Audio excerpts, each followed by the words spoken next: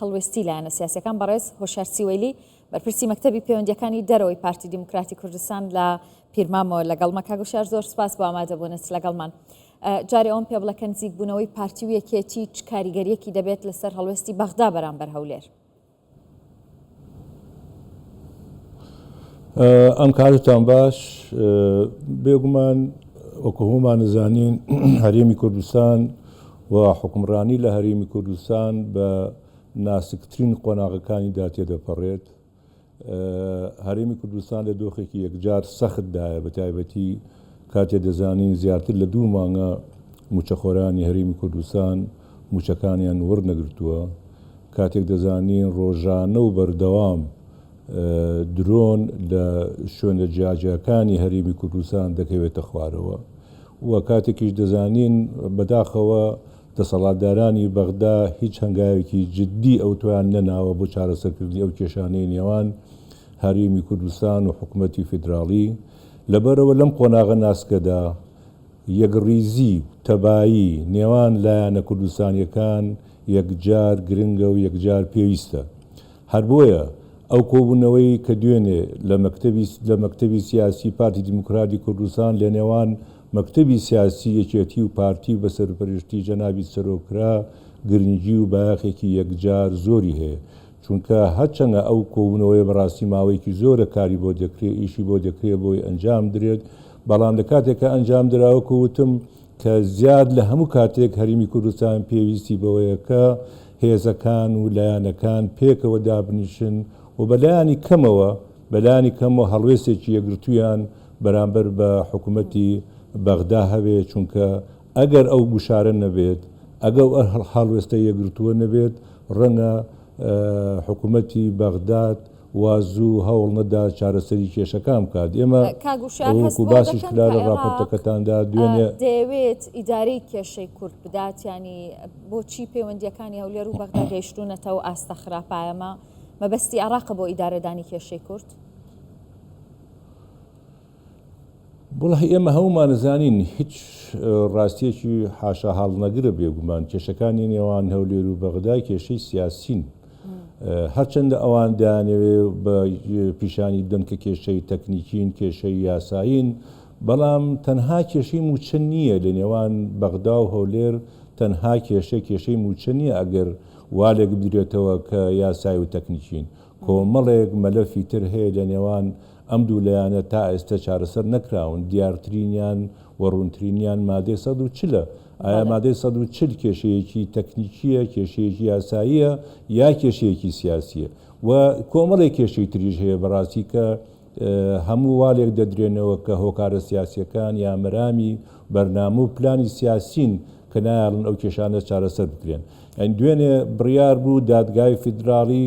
کۆ ببێتەوە بۆ ئەوەی فەرمانسالاریەک دەربکات، بەڵام بەداخەوە دادگاکە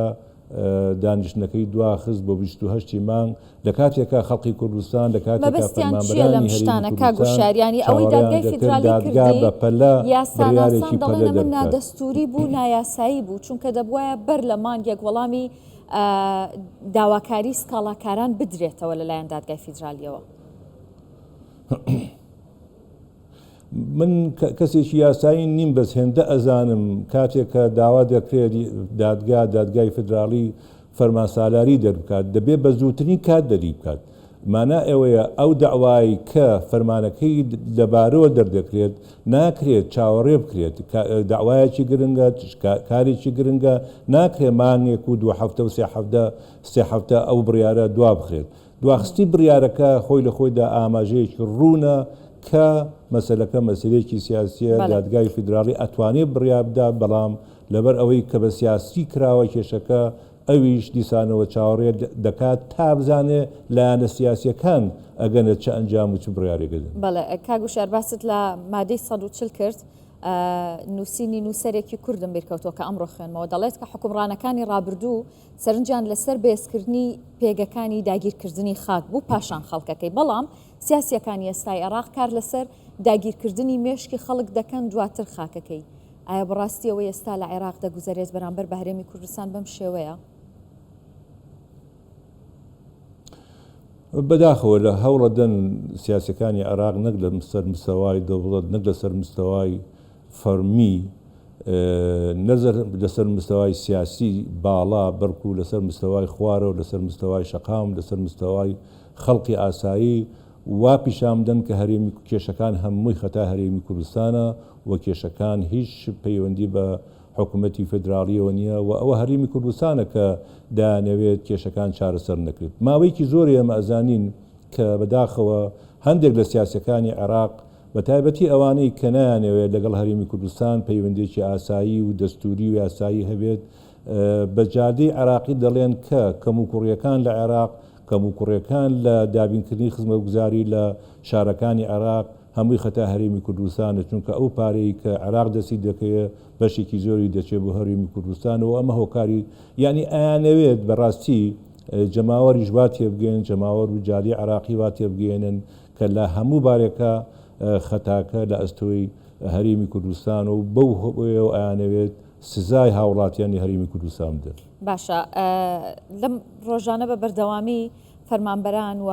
هێزەکانی پێشمەرگە قسە بۆ کوردستان 24کەن دەڵێن کە ئێمە ڕاستە موچەمان وەرنەگرتووە بەڵام بەردەوامین لە کار و ئەرکی خۆمان بەڵام تۆ تێبینی شتێکت کردو ئێستا گەر کەسێک بەرگری لە سەروەربوونی میلەتەکەی و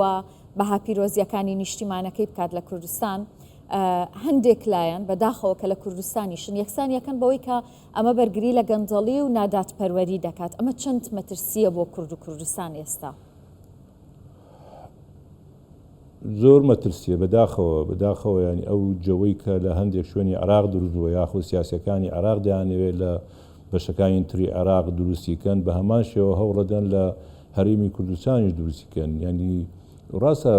هەرێمی کوردستان کەم و کوڕی ڕەنگە هەبێت کە حکوومەت ڕەنگە کەم و کوڕی هەبێت بەڵام بەو ئاست و بەو شێوەیە نییە کە سیاسەکانی عێراق دەیانەوێت لە خەڵکی بگەن و لە ڕێگەی هەندێک لە